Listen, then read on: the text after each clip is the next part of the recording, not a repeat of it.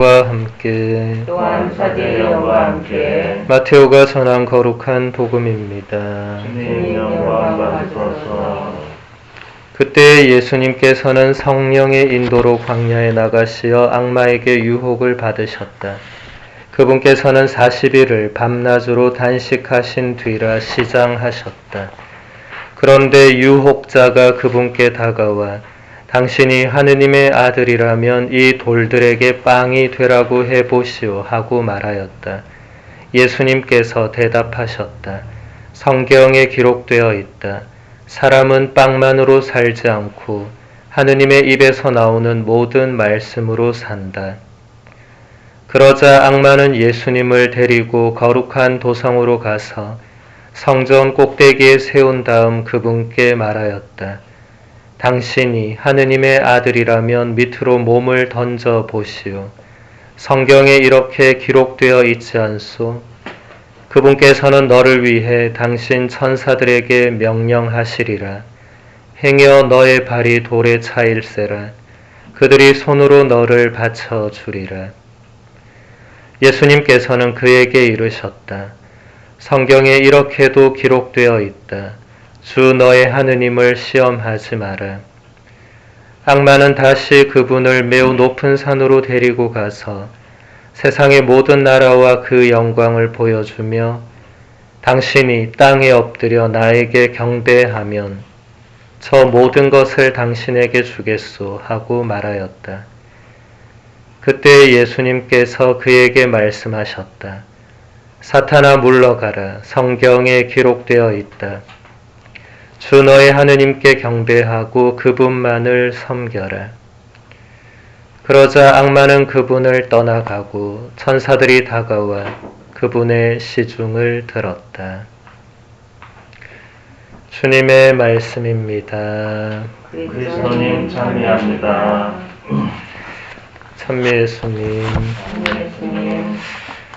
한 주간 동안 잘 지내셨습니까? 네. 아침에 추우시죠? 별로 안 추우신가 보네. 예, 저는 엄청 춥던데 오늘 아침에. 예, 원래 오늘 우리 사순 특강이 있었고, 그래서 오늘 이 미사는 이제 못하게 될 뻔했는데 그 특강 오시는 신부님 본당에 갑자기 사정이 생겨서 지금 여기서 제가 다 설명하기는 좀 그렇고, 그래서 특강이 이제 그냥 취소되는 걸로. 그래서 저도 안 가고 그분도 못 오시고, 그래서 원래대로 미사 봉헌하게 되었습니다. 오늘 제1독서는 우리가 익히 들어서 알고 있는 선악과 이야기죠. 하와가 뱀의 유혹을 받아서 선악과를 따먹고 아담도 먹어서 하느님께 죄를 짓게 되는 첫 번째 죄를 원죄라고 우리가 부르는 그 죄의 이야기입니다.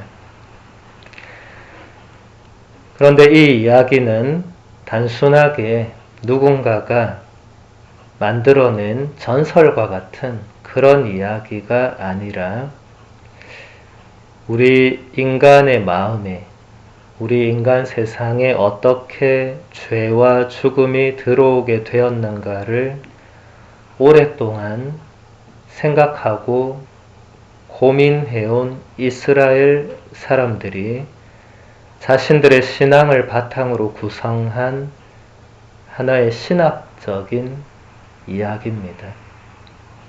그냥 듣기에는 우리나라 단군 신화나 전래동화랑 비슷하지만 그 안에 내면에는 굉장히 깊은 신학적 체계가 깔려 있다는 거죠. 이 이야기를 통해서 우리는 인간이 어떻게 유혹에 넘어가게 되는지를 아주 잘 알 수가 있습니다. 하느님께서 우리 인간을 창조하실 때 우리 안에 심어 놓은 당신의 법이 있는데 그것을 우리는 양심이라고 부릅니다. 이 양심의 소리를 들으면서 우리는 무엇은 해야 하고 무엇은 하지 말아야 하는지를 알게 되죠. 이것을 오늘 독서에서는 동산 한가운데 있는 나무 열매만은 먹어서는 안 된다라는 하느님의 명령으로 비유가 되고 있습니다. 그러니까 이 명령이 단순히 어떤 나무 열매를 먹지 마라 이 차원을 넘어서서 우리에게 들려오는 그 내면의 소리, 우리도 그런 게 많죠. 뭔가 저 물건이 탐스러운데 내면에서 저 가져가면 안 돼. 내가 지금 뭔가 상황을 모면하려고 뭔가 거짓말이 나오려고 할 때 내면에서 너 거짓말 하면 안 돼. 이런 게 올라오죠. 그걸 말하는 겁니다. 또 오늘 이야기에서 하와는 우리 인간 전체를 대표하는 인물입니다. 뱀은 우리 안에서 들려오는 유혹을 상징합니다. 뱀이 하와를 이렇게 유혹하죠. 하느님께서 너희는 동산의 어떤 나무에서든지 열매를 따먹어서는 안 된다고 말씀하셨다는데 정말이냐? 이 말은 아주 교묘하게 하느님의 명령을 살짝 바꾸어서 하고 있죠.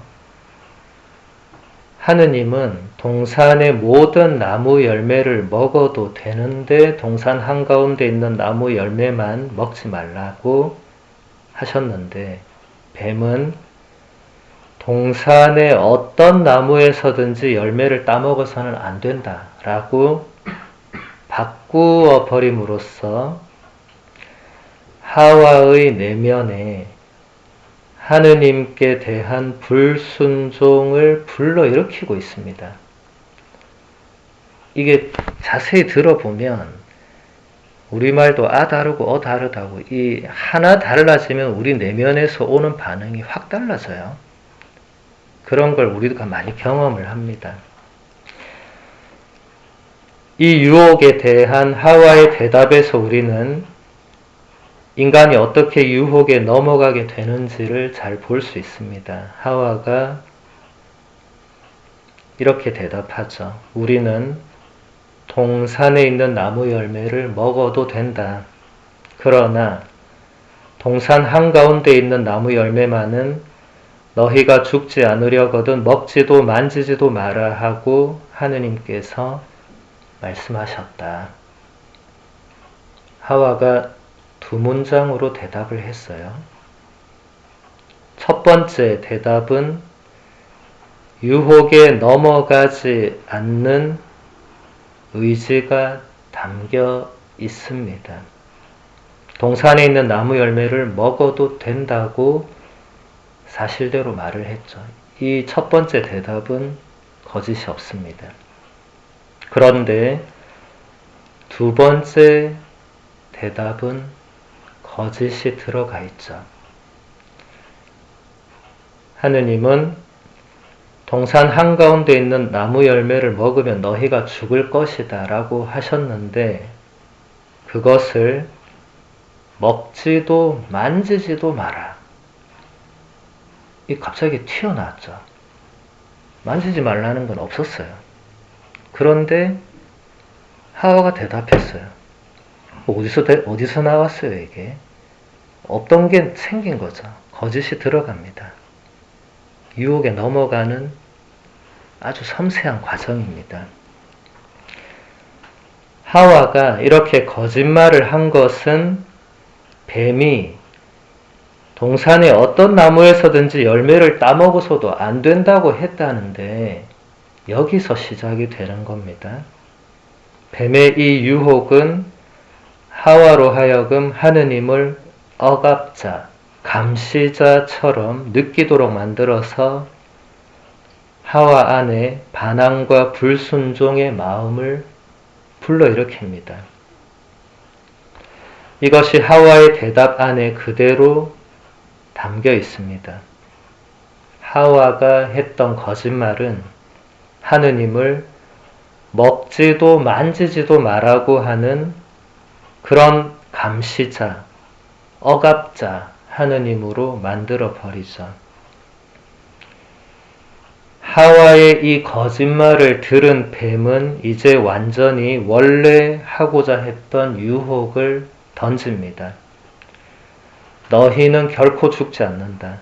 너희가 그것을 먹는 날 너희 눈이 열려서 하느님처럼 되어 선과 악을 알게 될 줄을 하느님께서 아시고 그렇게 말씀하신 것이다.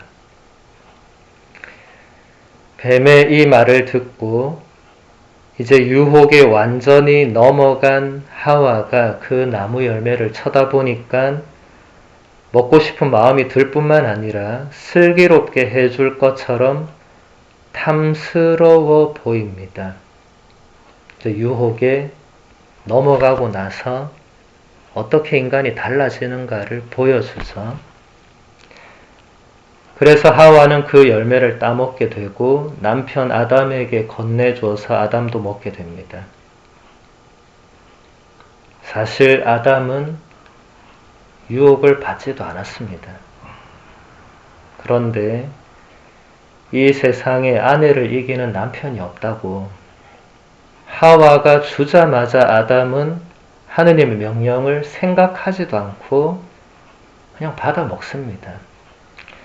이 시대 남편들의 전형적인 모습을 잘 보여줍니다.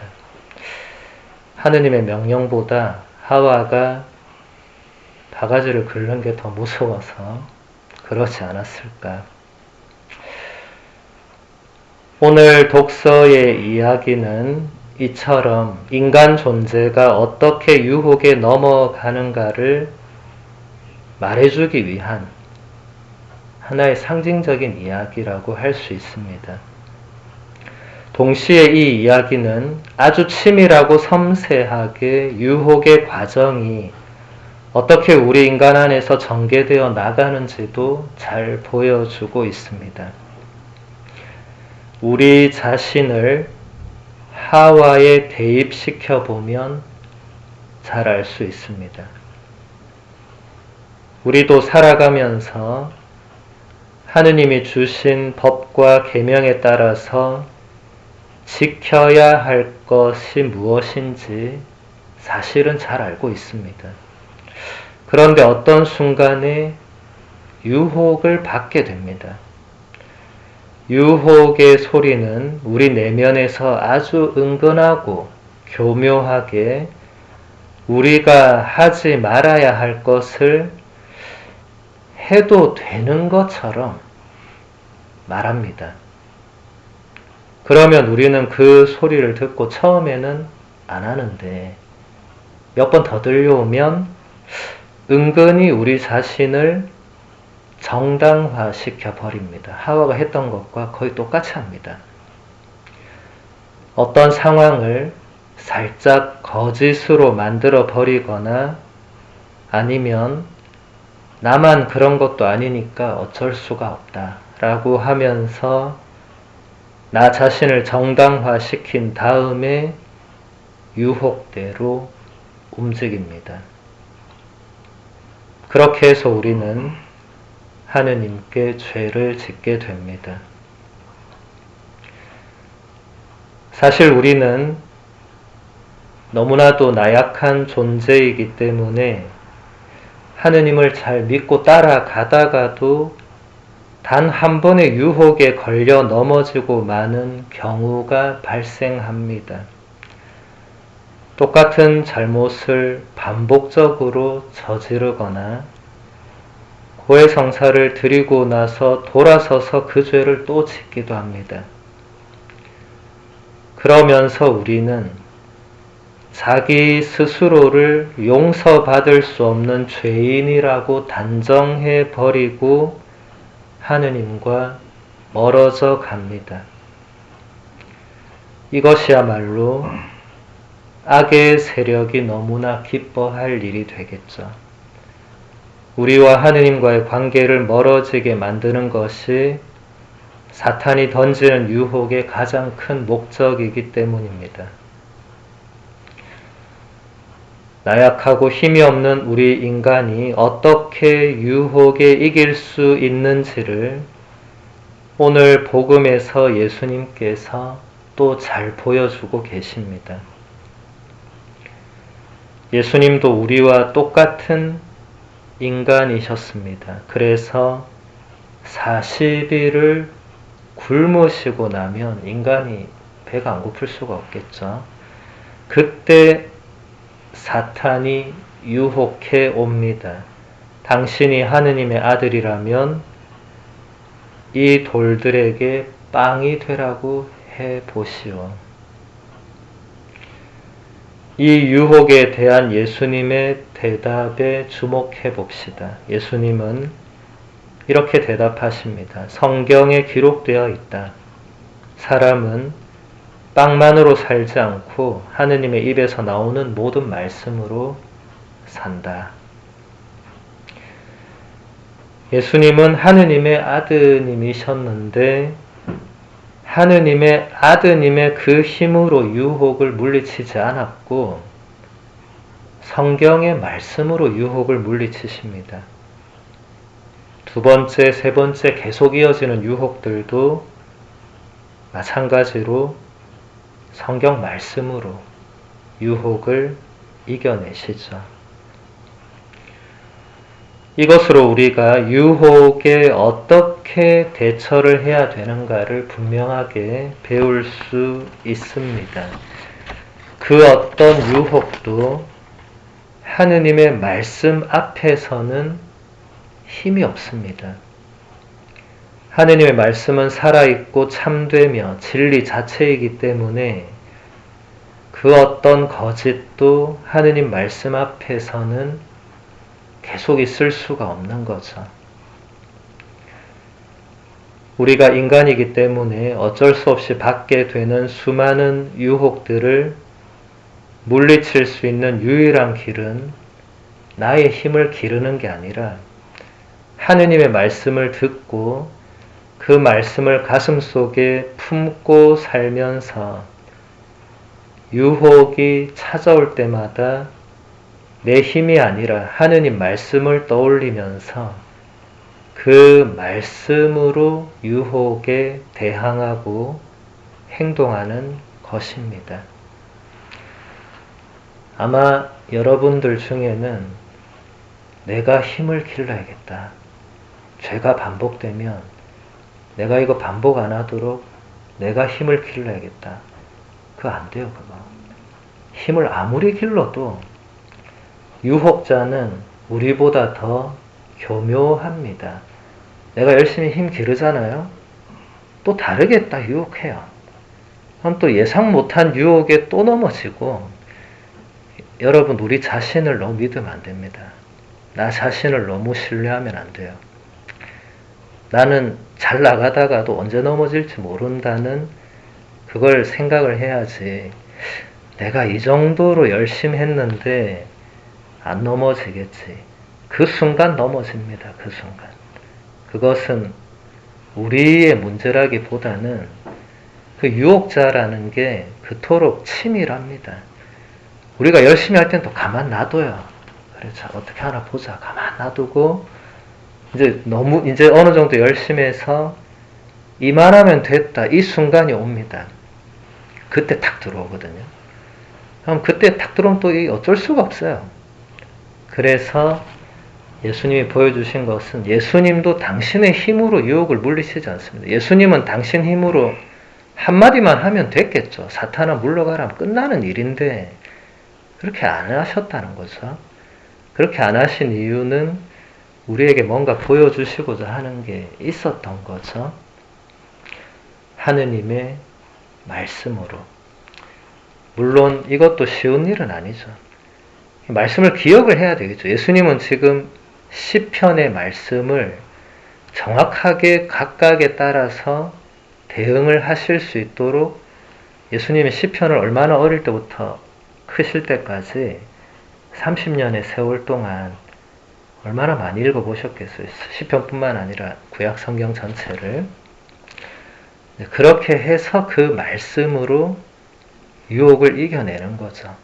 그러니까 우리도 성경을 작년에 우리가 열심히 읽었는데 작년에 읽었으니까 이제 덮어야 되겠다. 이건 아니고 그래도 또 날마다 또 매일 미사 책도 있고 또 여러분 또 각자 성경 말씀을 접할 기회들이 있죠. 그럴 때마다 그 성경을 그냥 읽는 게 아니라 그 말씀을 내 마음속에 이렇게 새길 수 있도록, 그러면 유혹이 올 때 그 말씀을 떠올리면 그래도 우리가 넘어질 수 있겠지만 3번 넘어질 걸 2번으로 줄일 수 있고 2번을 1번으로 줄일 수 있고 이렇게 줄여나갈 수 있는 힘을 말씀에서 받아야 됩니다.